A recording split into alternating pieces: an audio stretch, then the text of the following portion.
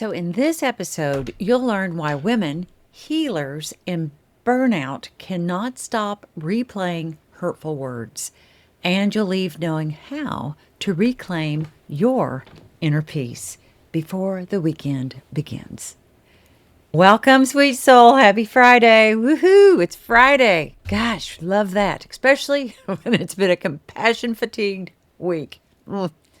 Okay, so here's what I need you to understand before we go any further.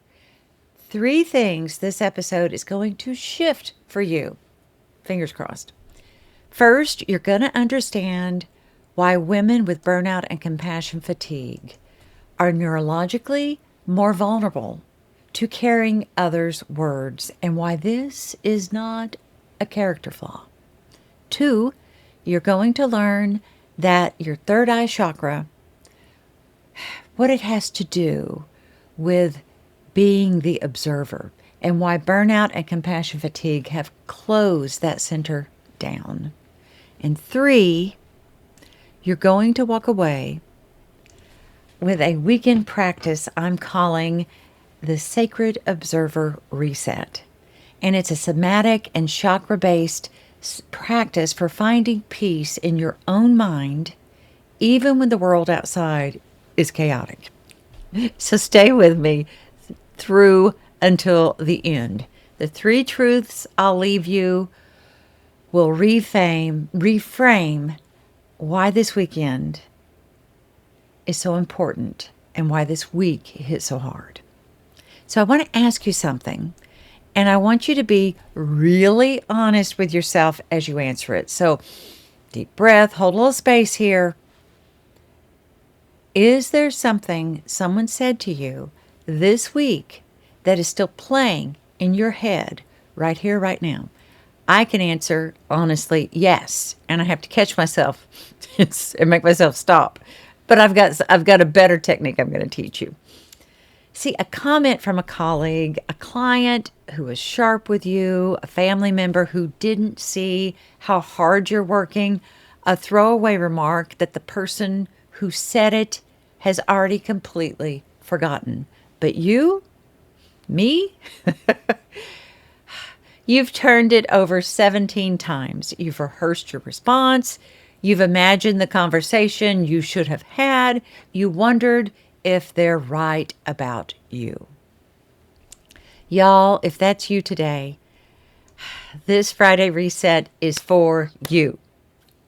So, sweet soul, here is what we're going to start with, because even on a Friday, I like to keep it a little lighter on a Friday, but even on a Friday, we're going to look at research. I need to introduce you to something called the Salience Network. And the Salience Network is a set of brain structures anchored by the anterior insula and the dorsal anterior cingulate cortex, whose job is to scan the environment and decide what matters, what deserves your attention, what is a threat, what needs a response.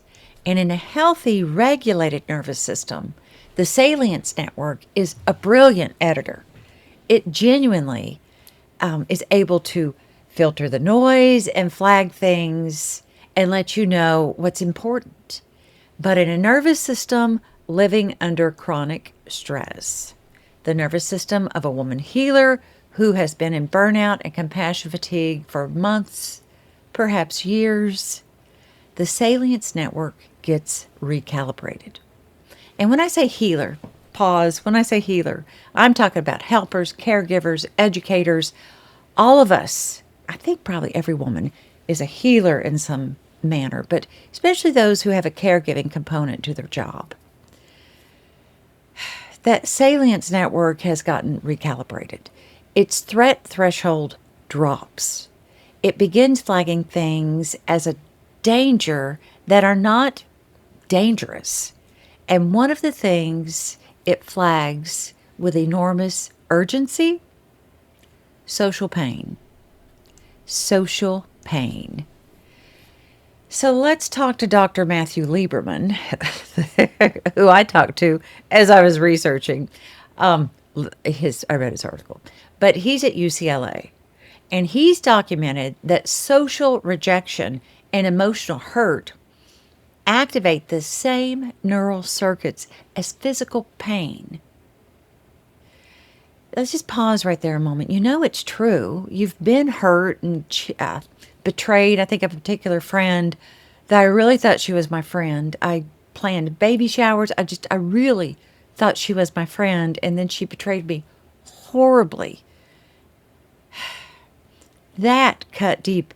That was probably 35 years ago. It still cuts deep when I think about it. I don't think about it a lot, but there's a physical pain that was related to that. I know y'all all have something in your life that was similar to that.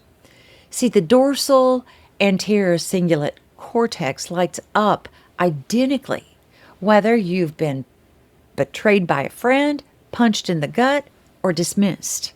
Your brain does not distinguish between physical wounding and a wounding of words. It treats both as a survival threat. Doesn't that make sense? So let's talk to Dr. Ethan Kross. He's at the University of Michigan. Had some great research I enjoyed looking at. His research on what he calls chatter has been groundbreaking. And it's shown that when painful social experiences are replayed, the brain re-experiences the original emotional wound each time. Y'all, each time.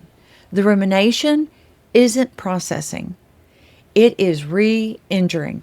Just like to the therapist in the crowd, we're trained that we don't want to re-traumatize our clients as we're working on their trauma. So we learn different techniques. I use EMDR, I might use ETT.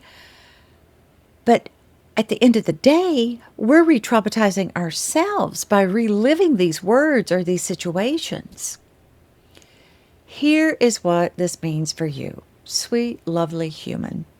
When you can't stop replaying what that person said, your Salience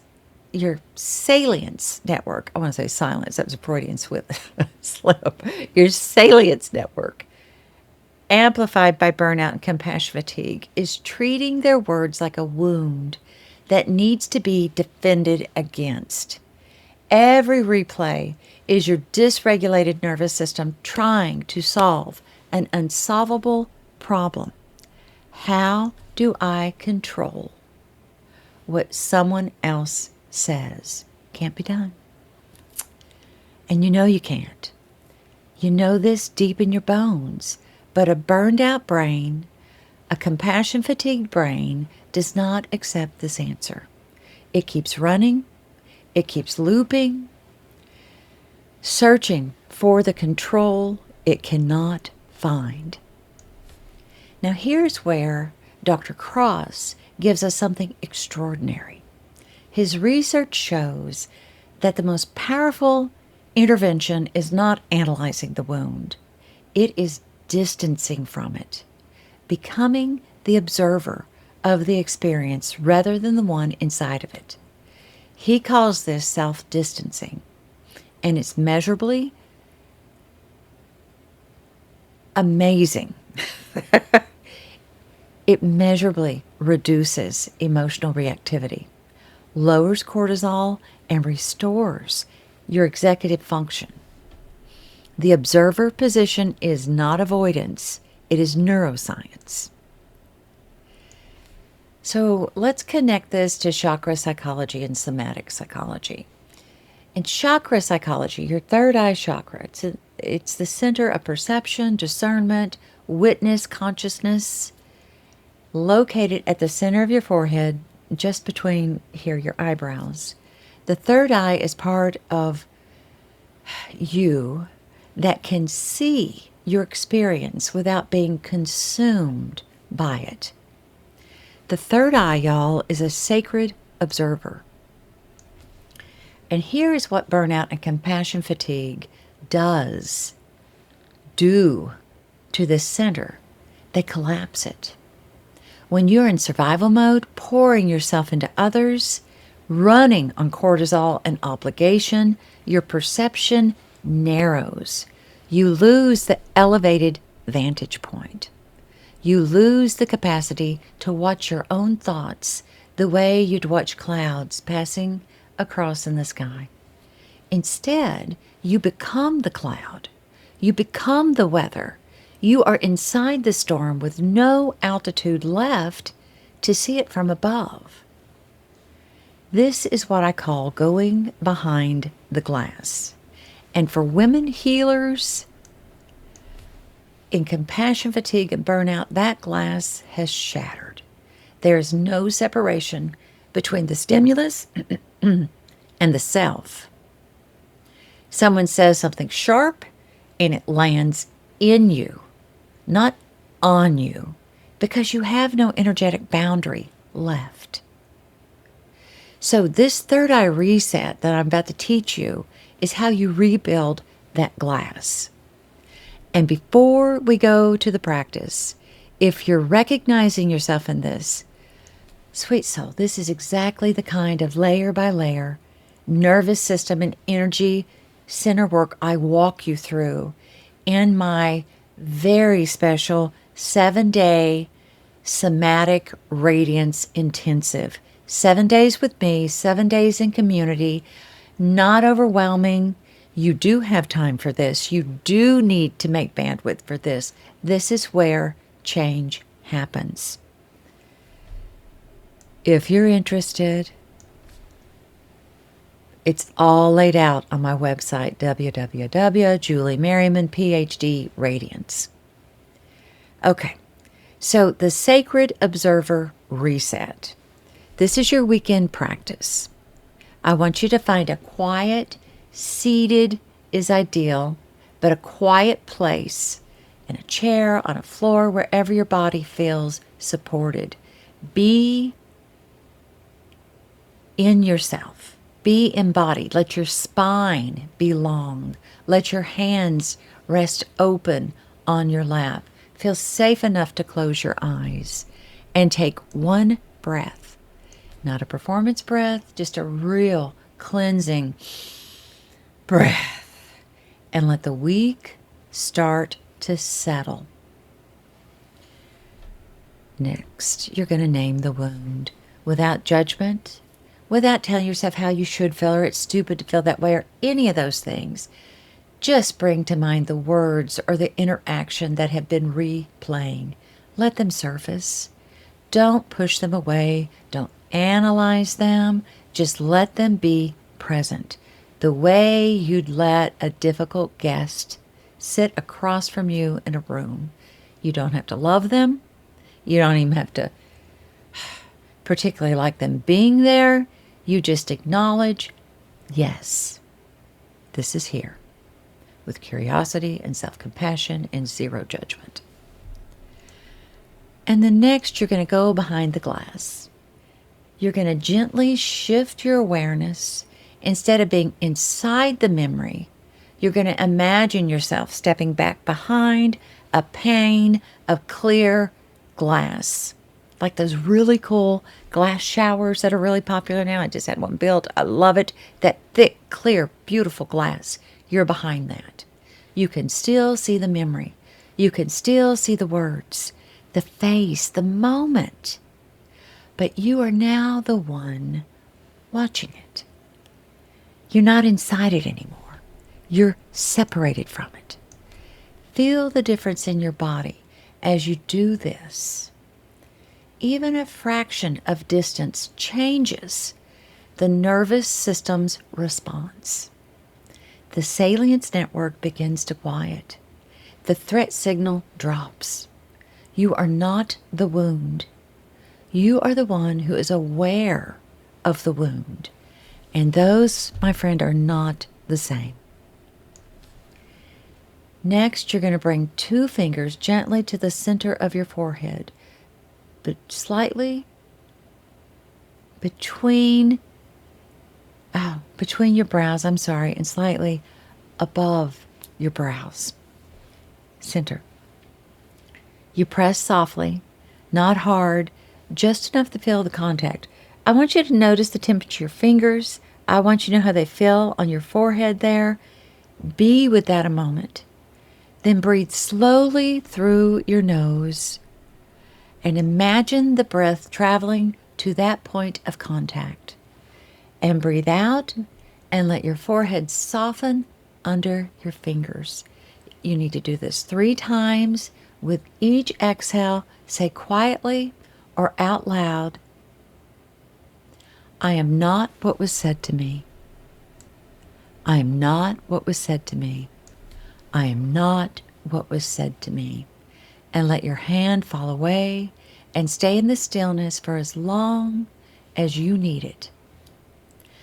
Notice the difference between who you were a moment ago inside that loop and who you are now seated behind the glass watching the thought without being owned by it. This is your third eye. Girl, it never left. Burnout and compassion fatigue just buried it.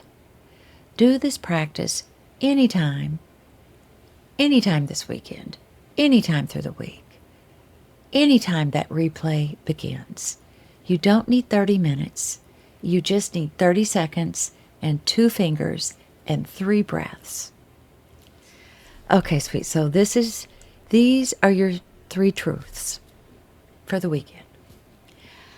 1, the reason you can't stop replaying what someone said is neurological, not personal. Burnout recalibrates the Salience Network to treat social pain as a survival threat. And your brain keeps looping because it's trying to solve a problem it can't. 2, compassion fatigue collapses your third eye. That's your witness center, leaving you inside your pain with no altitude to observe it. The glass shatters. Recovery means rebuilding that glass, which you've just done. And 3, the sacred observer, reset, naming the wound, going behind the glass, activating your third eye, is a research-supported, chakra psychology-grounded practice that measurably reduces emotional reactivity. 3 breaths, 2 fingers, 3 truths. Do it this weekend. You cannot control what people say to you. Wouldn't that be nice? But we can't. You can control if it lives rent-free in your head and nervous system all weekend, all week, all month. Go reclaim your mind. It belongs to you. And you have a beautiful and gorgeous weekend. Ciao.